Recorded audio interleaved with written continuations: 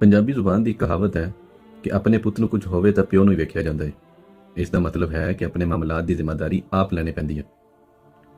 ਇੱਕ ਮਸ਼ਹੂਰ ਕਿਤਾਬ ਦਾ ਆਰਟ ਆਫ ਲੇਜ਼ੀਨੈਸ ਵਿੱਚ ਇੱਕ ਕਿਸਾਨ ਦਾ ਤਜ਼ਕਰਾ ਹੋਇਆ ਹੈ ਜਿਸ ਦਾ ਗੰਦਮ ਦਾ ਖੇਤ ਸੀ ਔਰ ਉਸ ਖੇਤ ਵਿੱਚ ਇੱਕ ਪਰਿੰਦਾ ਆਪਣੀ ਫੈਮਿਲੀ ਦੇ ਨਾਲ ਵਸ ਰਿਹਾ ਸੀ। ਇੱਕ ਦਿਨ ਜਦ ਉਹ ਪਰਿੰਦਾ ਘਰ ਵਾਪਸ ਆਇਆ ਤਾਂ ਉਸਦੇ ਬੱਚੇ ਬਹੁਤ ਘਬਰੇ ਹੋਏ ਸਨ।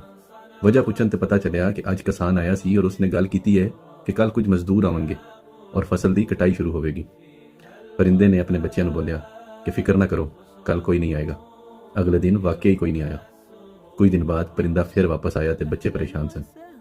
दोबारा ओही गल सी, पर इस बार किसान दे अपने बच्चे कटाई वास्ते आउणगे। परिंदे ने फिर ओही गल दोहराई कि फिक्र ना करो, कल कोई नहीं आएगा, और अगले दिन भी कोई नहीं आया।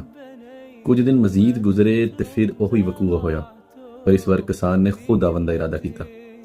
यह गल सुन के परिंदे ने बच्चों को बोलिया कि तैयारी करो, ਅੱਜ ਅਸੀਂ ਚਲੇ ਜਾਵਾਂਗੇ, ਕੱਲ ਕਿਸਾਨ ਫਸਲ ਦੀ ਕਟਾਈ ਕਰੇਗਾ। ਅਗਲੇ ਦਿਨ ਇੰਜ ਹੀ ਹੋਇਆ। ਕਿਸਾਨ ਆਇਆ ਤੇ ਉਸਨੇ ਫਸਲ ਦੀ ਕਟਾਈ ਸ਼ੁਰੂ ਕਰ ਦਿੱਤੀ। ਪਰਿੰਦੇ ਦੇ ਬੱਚਿਆਂ ਨੇ ਬੜੀ ਹੈਰਤ ਨਾਲ ਪੁੱਛਿਆ ਕਿ ਪਰਿੰਦੇ ਨੂੰ ਇਹ ਸਭ ਕਿੰਜ ਪਤਾ ਚੱਲਿਆ। ਪਰਿੰਦਾ ਬੋਲਿਆ ਕਿ ਬੱਚੋ, ਜ਼ਿੰਦਗੀ ਵਿੱਚ ਤੁਹਾਡੇ ਮਾਮਲਾਤ ਉਸ ਵਕਤ ਹੀ ਸਫਲ ਹੋਣਗੇ ਜਿਸ ਵਕਤ ਤੁਸੀਂ ਆਪ ਕਰਨ ਦੀ ਜ਼ਿੰਮੇਵਾਰੀ ਲਵੋਗੇ।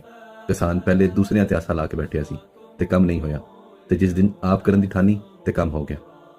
ਇਸ ਕਹਾਣੀ ਦੀ ਸਿੱਖ ਇਹ ਹੈ ਕਿ ਆਪਣੇ ਮਾਮਲਾਤ ਦੀ ਜ਼ਿੰਮੇਵਾਰੀ आप लोगे तो तां ही काम होवणगे। दूसरिਆਂ ਦੇ ਮੁੰਡੇ ਪਾਏ ਕੰਮ ਸਰੇ ਨਹੀਂ ਚੜਦੇ। ਅਗਰ ਤੁਸੀਂ ਮਜ਼ੀਦ ਐਸੀਆਂ ਦਿਲਚਸਪ ਗੱਲਾਂ ਸੁਣਨਾ ਪਸੰਦ ਕਰਦੇ ਹੋ ਤੇ ਚੈਨਲ ਨੂੰ ਲਾਈਕ ਤੇ ਸਬਸਕ੍ਰਾਈਬ ਕਰੋ। ਸ਼ੁਕਰੀਆ। ਅੱਲਾ ਹਾਫਿਜ਼।